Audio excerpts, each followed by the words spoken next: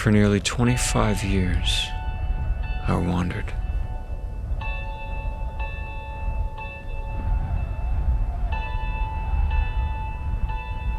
I was born in 1968 to a good family, though we didn't believe in God. In fact, as I grew older, I began to make fun of people who thought God was real. I didn't need somebody else's make-believe God. I was certain he wasn't there. From age 14 to 22, I lived entirely for myself. I was popular in high school, and I partied hard. I even won 2 state basketball championships. By age 18, I had a full-ride scholarship to play college basketball. I felt like I was on my way. But 4 years later, it all came crashing down. I'd made some bad choices, and gradually I lost everything I had earned. I'll never forget the day, at age 22, on a Thursday, that I decided to end my life.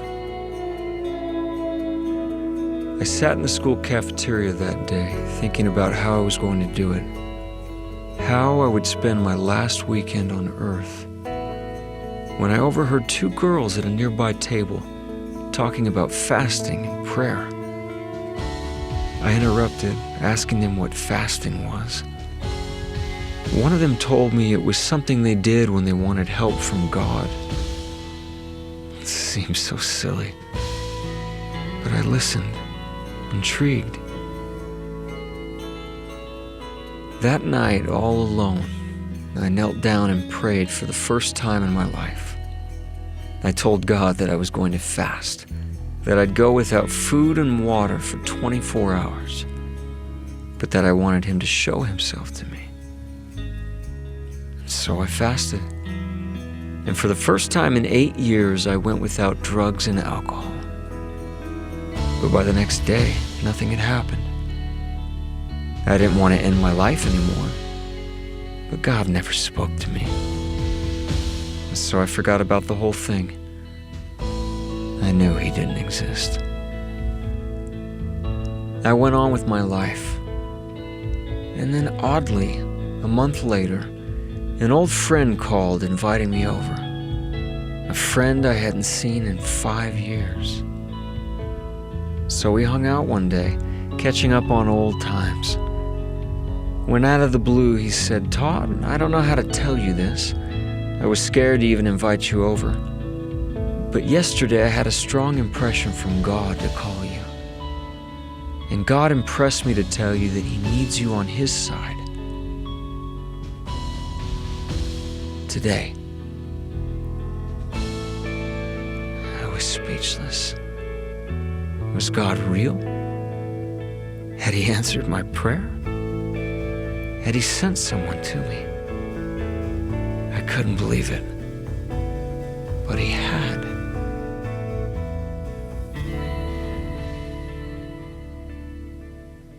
With my friend's help, for the next year and a half, I fought like a lion to overcome all my problems.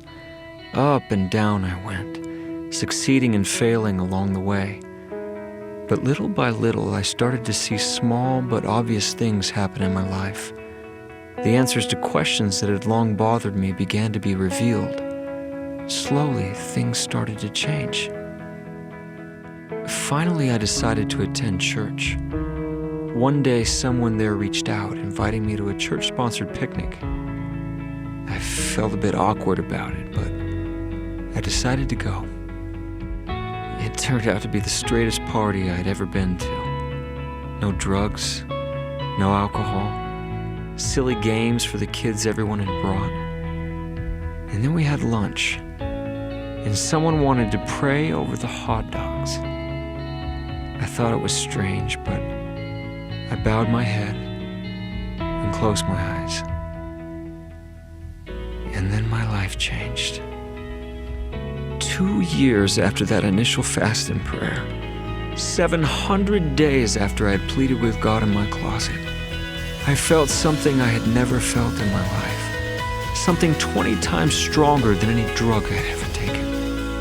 It was as if someone were hugging me, as if someone were telling me I was home, that these people were good, and that I needed to be with them, that God was there, and that He knew me by name, and that He loved me.